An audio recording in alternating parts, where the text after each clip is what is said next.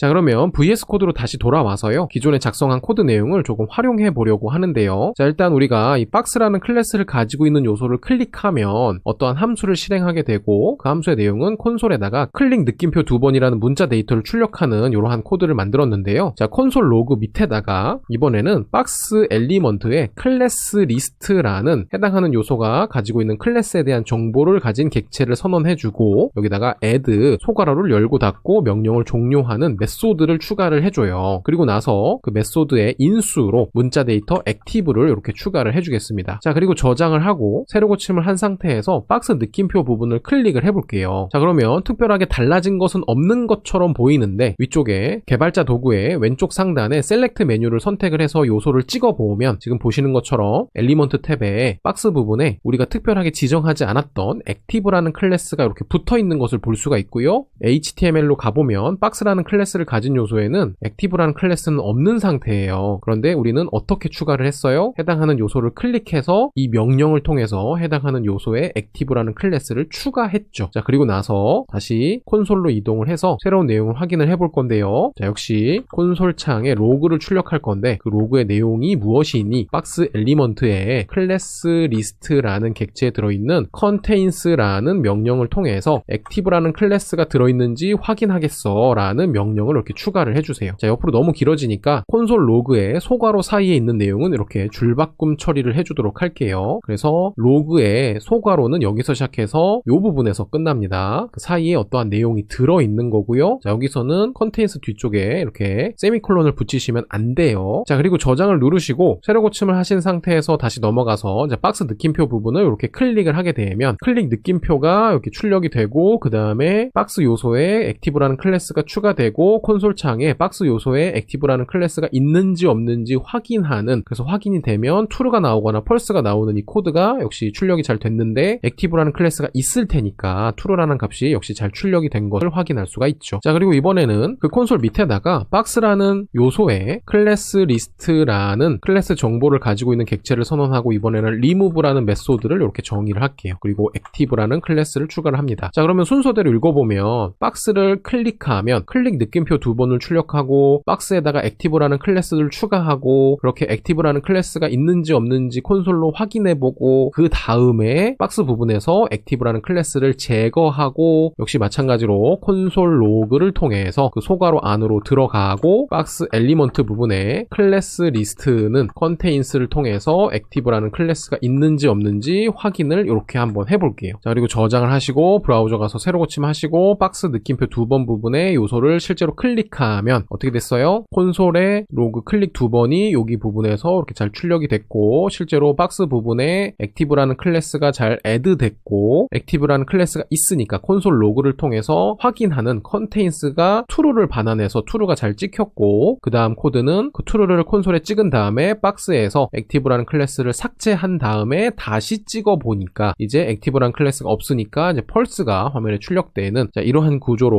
우리는 해당하는 내용을 한번 만들어 봤습니다.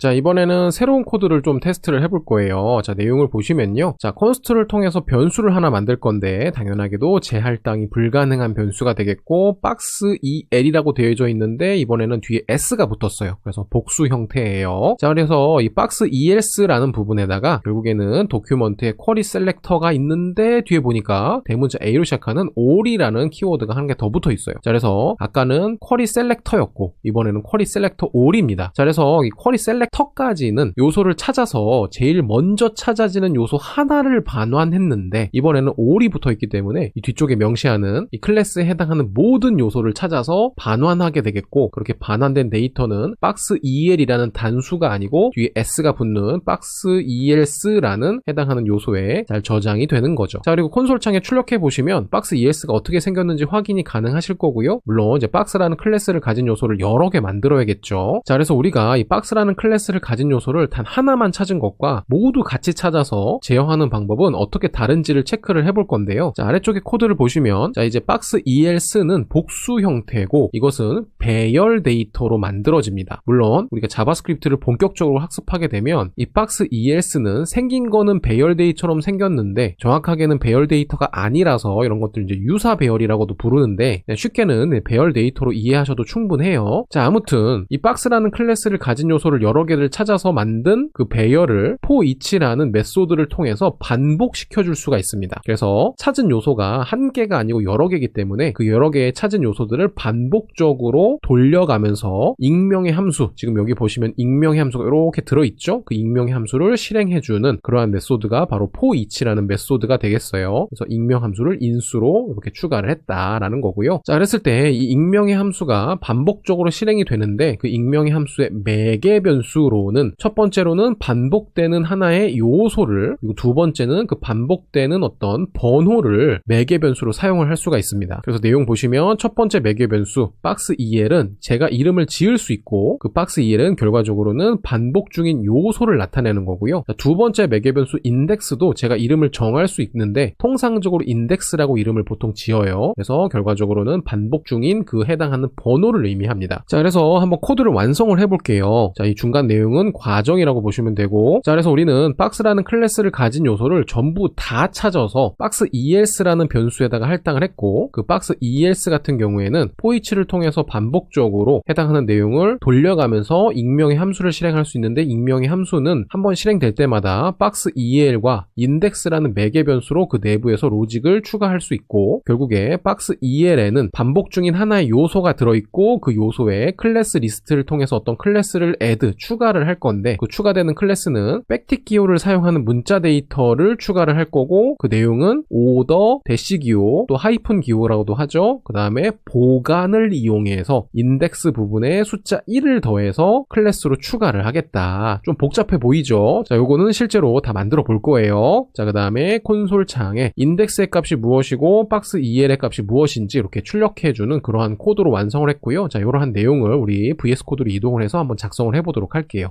자, VS 코드로 이동을 해서요, 기존에 작성했었던 main.js의 내용을 전부 다 삭제하겠습니다. 자, 그리고 index.html 파일로 이동해서요, 이번에는 박스라는 클래스를 가지고 있는 요소를 여러 개 만들 거예요. 자, 근데 순서를 명확하게 하기 위해서 저는 박스 느낌표 2번을 지우고 숫자를 1, 그 다음에 2, 3, 4 이렇게 4개만 한번 만들어 볼게요. 그리고 숫자 다 바꿔주고요. 자, 그래서 동일하게 박스라는 클래스를 가지고 있는 요소 4개가 만들어졌고 순서대로 그 내용으로는 숫자 1부터 4번까지 글자가 작성이 되어져 있죠. 자, 이 상태에서 다시 main.js로 이동을 해서요, 변수를 하나 만들 건데 변수의 이름은 박스 ELS라고 지어주고 뒤 S 붙는 거 주의해주세요. 자, 그리고 도큐먼트 부분에 query, selector, 그 다음에 O를 붙여주셔야 돼요. 그래서 전체를 다 찾겠다. 그리고 찾을 선택자는 박스라는 클래스를 가진 요소를 다 찾겠다. 이렇게 선언을 해주세요. 자, 그리고 칸이 조금 모자라니까 오른쪽에 브라우저 창은 조금 줄여줄게요. 자, 그리고 이 박스 ELS 같은 경우에는 요소 하나가 아니고 찾아진 박스라는 클래스를 가지고 있는 모든 요소의 배열이거든요. 그래서 그 배열을 반복적으로 돌려가면서 해당하는 요소들을 개별적으로 제어할 거예요. 그래서 for-each라는 메소드를 붙여줄 수가 있습니다. 언제요? query selector all을 통해서 여러 개의 요소를 찾았을 때요. 자, 그러면 이 for-each라는 메소드의 내부로 들어가서 여기다가 익명의 함수를 하나 인수로 추가를 할 수가 있겠고 그 함수 안으로 들어갑니다. 자, 그런데 이 익명의 함수 내에서는 할 수 있는 게 딱히 없어요. 그래서 이 익명의 함수에서는 반복적인 해당하는 요소를 이렇게 매개 변수로 지정을 할 수가 있겠고 이 매개 변수의 이름은 여러분들이 원하는 이름 이렇게 아무거나 지정할 수 있습니다. 대신에 그 이름으로 들어온 정보는 다 동일해요. 그런데 정보는 동일하지만 되도록이면 직관적인 이름을 부여해 주는 것이 좋잖아요. 그래서 저는 이 부분에 박스 EL이라는 각각의 개별적인 박스 요소들을 이렇게 사용하겠다라고 명시를 하게 주고 뒤에는 index라는 매개 변수도 추가를 하겠습니다. 자, 그 다음에 콘솔 창에다가 간단하게 한번 출력을 해볼 건데요. 먼저 index의 값을 추가하고 그 다음에 박스 EL도 한번 출력을 해볼게요. 자, 그리고 전체 저장을 해주면 자, 이렇게 브라우저에 보이는 것처럼 숫자가 0 베이스로 0부터 시작해서 3으로 끝나고 그럼 총 4개죠. 그리고 찾아진 각각의 박스 EL은 클래스는 박스긴 한데 내용으로는 1, 그 다음에 두 번째는 클래스는 박스긴 한데 내용은 2 이런 식으로 1, 2, 3, 4 우리가 작성했던 그 요소들이 코드들이 하나씩 출력되는 것을 확인할 수가 있죠. 자, 이 방법을 이용해서 우리는 앞서서 어떤 코드를 살펴본 거냐면, 자, 박스 EL 부분에 클래스 리스트를 통해서 add를 할 거예요. 그래서 여기 부분에다가는 어떤 우리가 원하는 클래스를 추가를 해줄 수가 있는데, 저는 이 부분에 액티브가 아니고 order라는 이름을 추가하고 뒤에 하이픈도 붙일 거예요. 자, 그리고 하이픈 뒤에는 실제로 어떤 내용을 추가할 거고, 그 내용을 넣으려면 $사인의 중괄호를 열고 닫아야 되는데, 자, 뭔가 색상이 안 바뀌어요. 자, 그것은 왜 그러냐 하면, 우리는 이렇게 뭔가 보관법을 사용할 수 있는 이러한 방식을 쓰려면 작은 따옴표나 큰 따옴표가 아니고 어떤 기호를 써야 된다라고 배웠어요. 바로 백틱이라는 기호를 사용해야 된다라고 배웠죠. 자, 그래서 백틱 기호, 그레이브 기호 안에다가 이렇게 보관 내용을 작성해주면 이제 색이 좀 바뀌었고, 이 부분에다가 인덱스 부분을 이렇게 집어넣고 저장을 해볼게요. 자, 그러면 어떻게 됐어요? 자, 콘솔 창에 보시면, 자, 각각의 박스 부분의 뒤쪽에 이렇게 0부터 3까지 인덱스의 번호가 실제로 추가되는 것을 확인을 할 수가 있죠. 자, 그런데 우리가 기본적으로 HTML과 CSS에서는 제로 베이스드 넘버링을 사용하지 않거든요. 그래서 물론 이렇게 두셔도 상관은 없지만, 여러분들이 의도한 게 아니라면 0부터 시작하는 숫자를 1부터 시작하는 숫자로 바꿔줄 수가 있겠고, 그러면 이 인덱스 부분에 값을 1부터 시작할 수 있도록 더하기 1을 해줄 수가 있고요. 그리고 저장을 하게 되면 제일 첫 번째 게 1, 제일 마지막 게 4가 될 수 있는 구조를 가지게 되죠. 자, 그래서 우리가 앞서서 본 코드가 이러한 내용이 되겠고요. 역시 개발자 도구 왼쪽 상단의 셀렉트 메뉴로 화면에 보이는 해당하는 요소를 아무거나 찍어보고, 그 다음에 HTML 내용을 보시면 이렇게 박스 부분에 이제 오더 1부터 오더 4까지 우리가 자바스크립트를 통해서 해당하는 요소에다가 클래스를 강제적으로 추가를 해줬습니다. 자, 그래서 우리가 이렇게 자바스크립트를 통해서 눈으로 보여지는 실질적인 어떤 HTML과 CSS에 대한 제어를 해주면 그래도 비교적 좀 더 재밌게 이 자바스크립트를 학습을 하실 수가 있을 것 같고요. 그래서 이 자바스크립트는 결과적으로는 이 HTML과 혹은 CSS를 제어를 해서 화면에 뭔가 바뀌어지는 것을 결론적으로는 만들지만, 뭔가 코드를 작성하는 대부분의 내용은 우리가 알고 있는 데이터들을 기반으로 해서 작성하게 되는 거예요. 그래서 이런 코드들을 우리가 작성할 때 머릿속으로 이 코드가 어떻게 동작할지를 그리실 수가 있어야 되고, 그것을 그리려면 기본적으로 우리가 앞서서 배운 문자 데이터, 숫자 데이터, 불린 데이터, 기타 등등의 여러 가지 데이터들에 대해서는 약간의 숙지 정도가 아니고 숙달이 되셔야지만 그 다음 단계로 넘어갈 수가 있어요. 그래서 정말 중요하게 여러분들이 데이터에 대한 부분은 아직은 이해가 좀 덜 되는 부분이 있더라도 좀 완벽하게 숙달을 해서, 이런 모양은 객체 데이터, 이런 모양은 뭐 불린 데이터, 이런 모양은 문자 데이터, 이 정도는 바로바로 구분하실 수 있을 정도로 훈련을 하셔야 됩니다. 이것이 이제 자바스크립트를 여러분들이 학습할 때 매우 중요한 포인트가 돼요. 그래서 우리가 앞서 배운 데이터들은 최대한 빠르게 여러분들이 숙달을 해야 된다라는 거 한 번 더 강조를 하고요.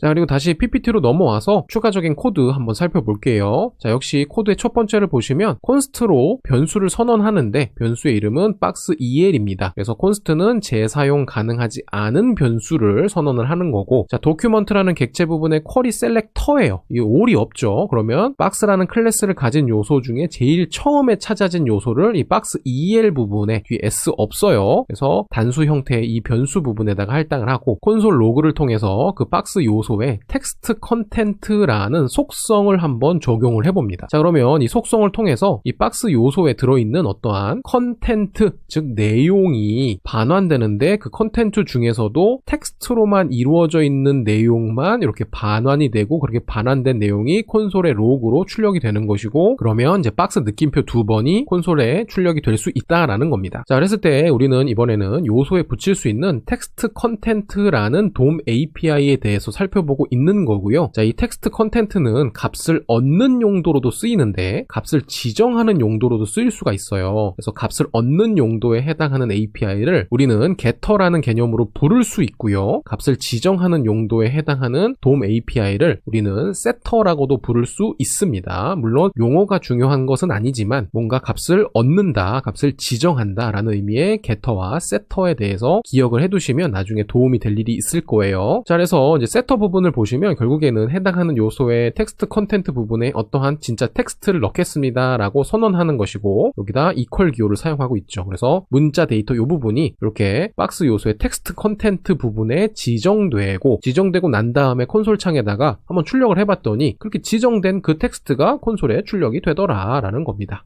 자, 그러면 VS 코드로 다시 넘어와서요. 자, 지금 HTML 부분에 박스라는 클래스를 가진 요소가 4개가 있고 그 안에 숫자 1, 2, 3, 4가 적혀져 있어요. 자, 이거 그대로 둔 상태에서 자, main.js로 이동을 해서 전체 내용 다시 지워줄게요. 자, 그 다음에 다시 처음부터 const 박스 el 뒤에 s 붙지 않습니다. 그래서 하나만 찾을 건데 자, document query selector 이렇게 입력하시고 여기다가 .박스라는 클래스를 가진 요소를 찾아서 자, 콘솔 창에 로그로 박스 el 요소에 텍스트 컨텐트라는 속성을 이용해서 해당하는 내용을 한번 출력해 볼게요. 자, 그러면 자, 우리 query selector라는 메소드는 결국에는 이 박스라는 클래스 중에 제일 먼저 찾아진 요소 하나만 반환한다라고 말씀을 드렸잖아요. 그래서 콘솔에는 어떠한 내용만 출력이 되느냐? 자, 저장해보면 이렇게 문자 데이터로 숫자 1이 출력이 되는데요. 이것은 숫자 데이터가 아니에요. 문자 데이터인데 내용만 숫자 1인 거예요. 그래서 이 숫자 1은 어디서 나왔느냐? 자, HTML 부분에 박스에 있는 이 부분에서 나온 거예요. 그래서 이 박스라는 클래스를 가진 요소들 중에 제일 먼저 찾아진 박스라는 클래스를 가진 이 요소에 텍스트로만 이루어진 그 글자를 하나를 이렇게 추출을 해서 콘솔 로그로 출력을 해본 거고요. 자, 이 텍스트 컨텐트는 값을 추출해내서 얻는 것뿐만 아니고 지정하는 것도 가능하다라고 말씀을 드렸잖아요. 그래서 박스